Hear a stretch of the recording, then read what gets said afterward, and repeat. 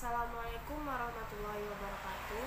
Saya Fauzia Lubis dengan NIM 19051014. Di sini saya akan mempresentasikan hasil UAS Hukum Asuransi. Yang pertama yaitu jelaskan perbedaan pengaturan tentang asuransi di dalam KUHD, Undang-Undang Nomor 2 Tahun 1992 dan Undang-Undang Nomor 40 Tahun 2014. Pengaturan asuransi di dalam KUHD mengutamakan segi keperdataan yang didasarkan pada perjanjian antara tertanggung dan penanggung. Asuransi menurut Undang-Undang Nomor 2 Tahun 1992 adalah perjanjian antara dua belah pihak atau lebih di mana pihak penanggung mengikatkan diri kepada tertanggung dengan menerima premi asuransi untuk memberikan penggantian kepada tertanggung. Asuransi menurut Undang-Undang Nomor 40 Tahun 2014 adalah perjanjian antara dua pihak yaitu perusahaan asuransi dan pemegang polis yang menjadi dasar penerimaan premi oleh perusahaan asuransi. 2. Jelaskan tentang syarat-syarat sah perjanjian asuransi dan asas-asas yang berlaku dalam asuransi. Syarat sahnya perjanjian yang diatur dalam pasal 1320 KUH Perdata yaitu yang pertama adalah kesepakatan, tertanggung dan penanggung sepakat mengadakan perjanjian asuransi. Yang kedua adalah kecakapan atau kewenangan, yaitu kecakapan dalam perjanjian asuransi dapat dinyatakan dengan kewenangan atau wewenang dari kedua belah pihak, baik itu dari pihak penanggung ataupun dari pihak tertanggung. Yang ketiga yaitu objek tertentu, adalah objek asuransi dapat dikatakan sebuah harta kekayaan yang memiliki nilai ekonomi sehingga dapat dihargai dengan sejumlah uang.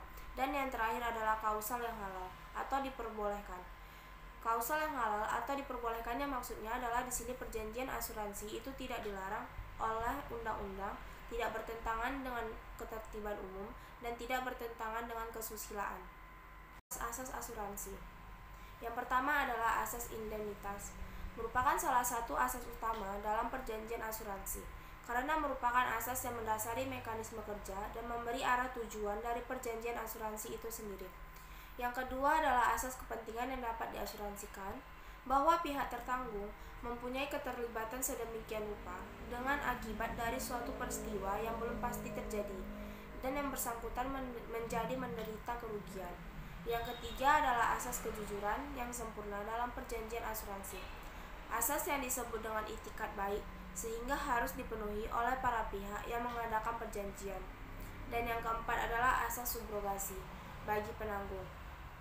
Adalah meskipun tidak mempengaruhi sah atau tidak perjanjian asuransi karena merupakan salah satu asas perjanjian asuransi yang selalu ditegakkan pada saat-saat dan keadaan tertentu dalam rangka menerapkan asas pertama perjanjian asuransi, ialah asas indemnitas. Soal yang ketiga, apa saja jenis asuransi dipandang dari sisi pembuatan akad perjanjian asuransi? Jelaskan dengan contoh.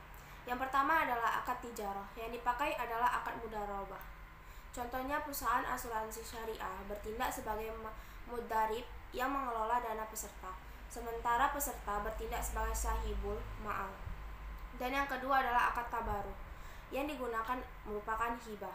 Contohnya, peserta asuransi syariah memberikan hibah yang digunakan untuk menolong peserta lain yang terkena musibah, sementara perusahaan bertindak sebagai pengelola dana hibah. Soal keempat, bagaimana Islam mengatur tentang asuransi ditinjau dari sudut pandang halal atau haramnya produk asuransi.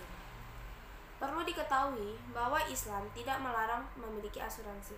Asuransi diperbolehkan asal dana yang terkumpul dikelola sesuai dengan syariat-syariat Islam. Soal kelima merupakan contoh kasus.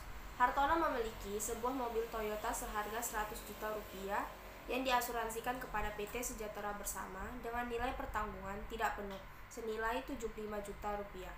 Hartono kemudian juga mengasuransikan kembali mobil tersebut kepada PT Maju Mundur sebesar 50 juta rupiah. Selanjutnya, ia juga mengasuransikan mobil itu kembali kepada PT Oto Bursa dengan nilai pertanggungan 50 juta rupiah. Mobil tersebut kemudian dipinjamkan kepada temannya Anto selama 1 bulan. Oleh Anto, mobil tersebut diasuransikan kepada PT Dharma Setia dengan nilai 80 juta rupiah. Dalam masa pinjaman tersebut, ternyata Anto mengalami kecelakaan yang mengakibatkan kerugian besar. sebesar 75 juta rupiah. Pertanyaan yang pertama adalah, siapakah pihak yang berhak mengajukan klaim ganti kerugian? Jawabannya adalah Hartono, karena Hartono yang memiliki mobil tersebut.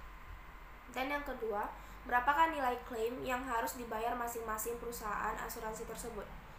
Yang pertama, PT Sejahtera mendapatkan Rp3.750.000. Yang kedua, PT Maju Mundur sebesar Rp2.500.000. Yang ketiga, PT Otobursa sebesar Rp2.500.000. Soal yang ketiga, bagaimana kedudukan Anto dalam penyelesaian klaim ganti kerugian tersebut? Jawabannya, Anto tidak dapat mengklaim ganti kerugian tersebut, dan asuransi Anto tidak terpakai karena mobil milik Hartono. Soal keempat, ada berapa macam asuransi yang terdapat dalam kasus di atas? Jelaskan sesuai peraturan atau pasal yang berlaku.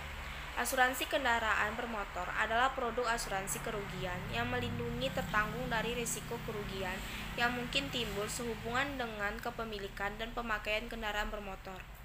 Asuransi kecelakaan lalu lintas, Pasal 22 Undang-Undang Nomor 14 Tahun 1992 tentang lalu lintas dan angkutan jalan secara tegas menyatakan bahwa pengemudi kendaraan bermotor bertanggung jawab atas kerugian yang diderita oleh pemilik barang atau pihak ketiga yang timbul akibat kelalaian atau kesalahan pengemudi dalam mengendalikan kendaraan bermotor.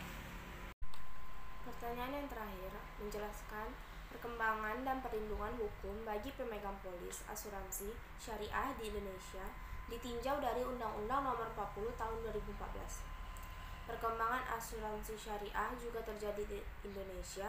Pertumbuhan asuransi syariah didukung oleh ketentuan regulasi yang menjamin kepastian hukum kegiatan asuransi syariah.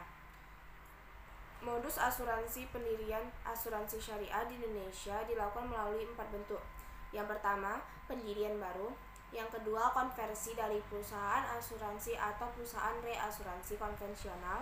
Yang ketiga, pendirian kantor cabang baru dengan prinsip syariah oleh perusahaan asuransi atau perusahaan reasuransi konvensional.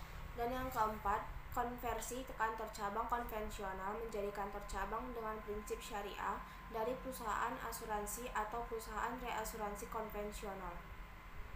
Asuransi syariah sangat berkembang pesat di Indonesia. Perkembangan industri asuransi syariah ini tidak dapat dipisahkan dari semakin tingginya kecenderungan masyarakat Indonesia yang memang mayoritas beragama Islam untuk mengaplikasikan ajaran Islam. Asuransi syariah lahir atas dasar konsep perjanjian asuransi akad at-ta'min, merupakan jenis akad baru yang belum pernah ada pada masa permulaan perkembangan fikih Islam. Perlindungan pemegang polis. Pemegang polis asuransi sebagai pihak yang mengikatkan diri dengan perusahaan asuransi melalui perjanjian asuransi mendapatkan perlindungan hukum dalam berbagai peraturan perundang-undangan, seperti dalam Undang-Undang Nomor 21 Tahun 2011 tentang Otoritas Jasa Keuangan, Undang-Undang Nomor 40 Tahun 2014 tentang perasuransian, serta dalam Peraturan Otoritas Jasa Keuangan Nomor 1/POJK 07/2013 tentang perlindungan konsumen sektor jasa keuangan.